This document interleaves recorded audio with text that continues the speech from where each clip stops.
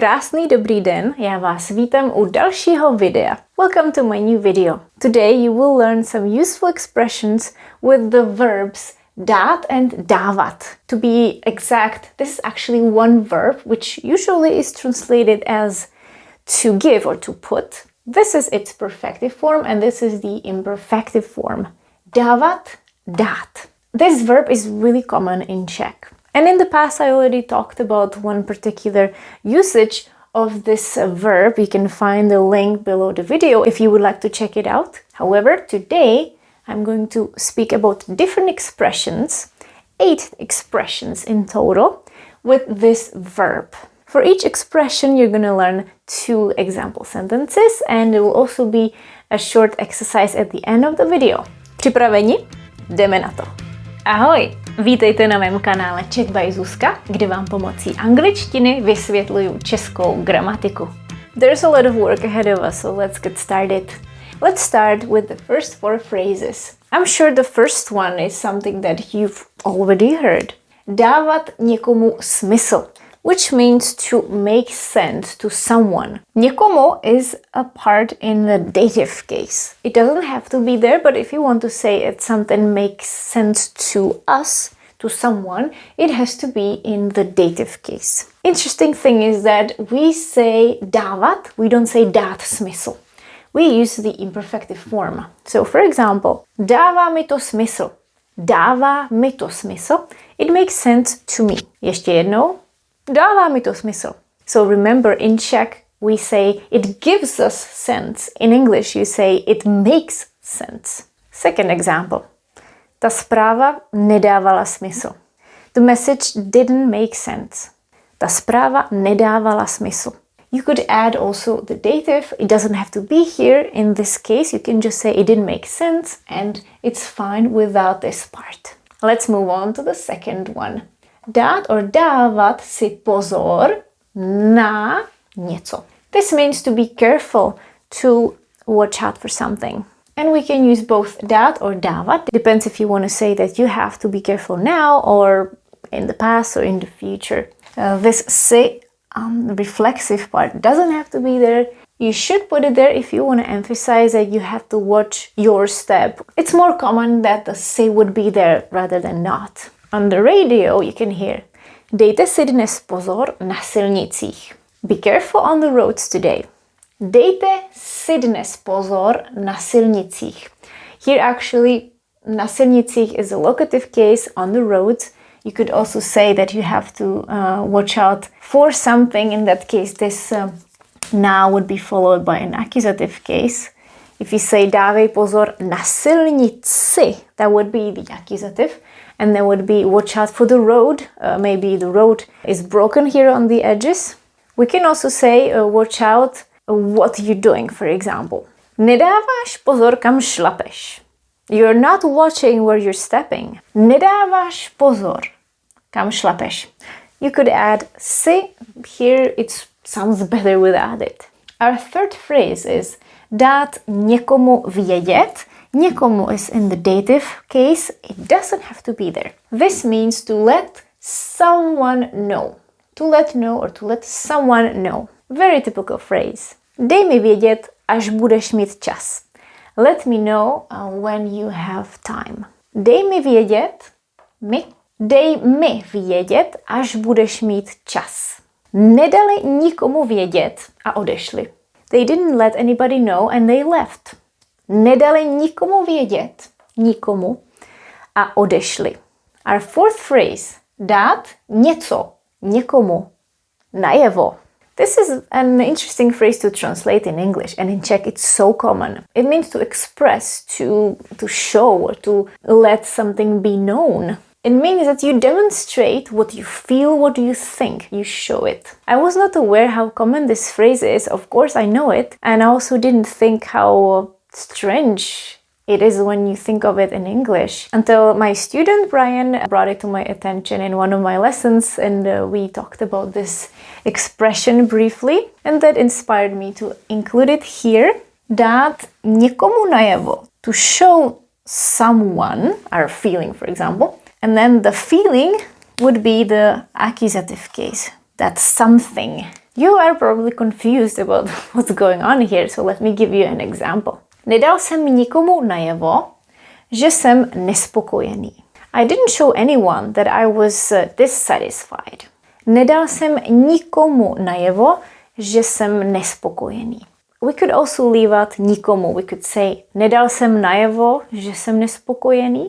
We could also change it. We don't have to have the že, this second clause. We could also say, nedal jsem nikomu najevo svoji nespokojenost. I didn't show anyone my dissatisfaction, which would be slightly more formal. And here you could see how the accusative work here. So this simply means that you didn't say anything, you didn't look unhappy, you were maybe keeping a poker face. You were trying not to make a fuss, nobody knew that something was wrong with you. Eva mi dala najevo, že se mnou nechce nic mít. Eva made it clear to me that she doesn't want anything to do with me. Eva mi dala najevo, že se mnou nechce nic mít. So notice that the clause, the že, is really typical. You let someone know that something is going on or is not going on. I also forgot to add in here in number 3, it's also possible to say dávat, let someone know constantly or never let someone know. You could also say dávat vědět, as well as here. You could always show something, so it's possible to use dávat here as well. Just watch out for this one. The first expression, to make sense, is only possible with dávat. Jdeme na další. Let's see more phrases. These 4 other expressions are not as frequent as the first part that I showed you, but they are still really useful. Maybe you've never heard of them, and it will be really helpful if you know about them so you're not confused when you hear them, because it would really not make sense if you want to translate it literally. Number 5. Dát or dávat někomu za pravdu. This means to admit that someone is right. Simply when you agree with someone. Instead of saying, I agree with you on this one, you could say, v tom ti musím dát za pravdu. Instead of souhlasit, which means to agree, you would say, v tom ti musím dát za pravdu, which means I have to admit that you're right about this, or about that. V tom ti musím dát za pravdu. Tentokrát vám dáváme za pravdu. Of course, někomu, or vám in this case is the dative. This time we agree with you. Tentokrát vám dáváme za pravdu. Za pravdu is the accusative case and it's a fixed phrase. It's always dát za pravdu, and we can add the dative, we can take it away. Next one. Dát někomu práci nebo dávat někomu práci. When you take a look at it without the context, you could say, well, this means to give work to someone. Someone will have a job to do or something to do. Yes, if you have it simply like this means to take effort, to go to the trouble with something. And when you want to say that it took you a lot of effort, then you would mention the dative here. Me, for example. Dalo nám velkou práci zjistit, co se stalo. It took us a lot of effort to find out what happened. Dalo nám velkou práci zjistit, co se stalo. You can add that too. You can say it was a lot of effort, in Czech, a lot of work. So you could say velkou or strašnou, terrible work, a terrible effort. So in this case, zjistit, co se stalo, this is what took us a lot of effort. So we would say that něco, something, which can be expressed by a nominative or by another clause. Another example. Vždycky mi dá moc práce jít spát brzo. It always takes me a lot of effort to go to bed early. Vždycky mi dá hodně práce jít spát brzo.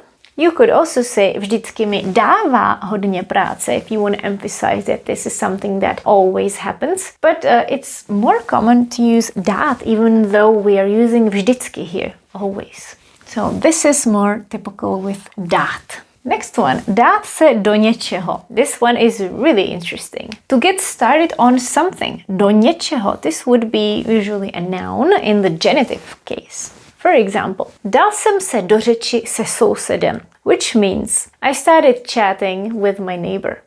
Dát se do řeči.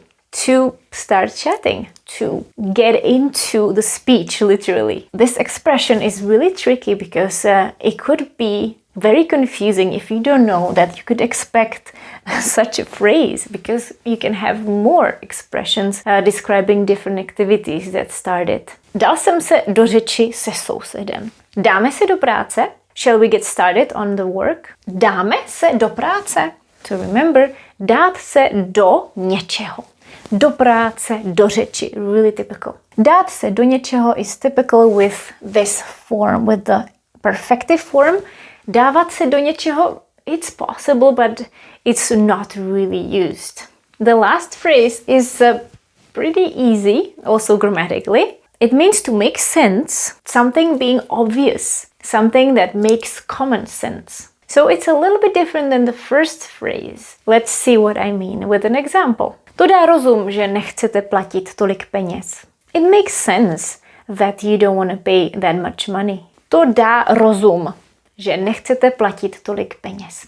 Dát rozum, rozum means reason. So it gives you reason, it's reasonable, it is of common sense. You could say to dává smysl. Yes, you could. You could replace it by that. You could evaluate the situation and say that, well, this is obvious. Přece nepůjdeš do práce se zlomenou nohou. To dá rozum. You're not going to work with a broken leg. That's just common sense. Přece nepůjdeš do práce se zlomenou nohou. To dá rozum. Also remember that dát rozum is only possible with dát, not dávat.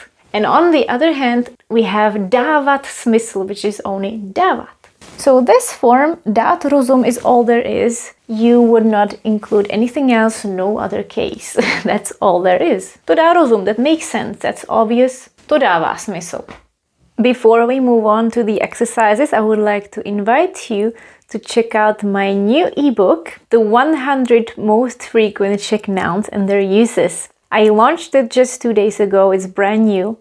And you can see it's loaded with a lot of good things and exercises. I'm sure you will love this ebook. Check out the website. You can also purchase it at a discounted price, early bird price, valid until December 17th.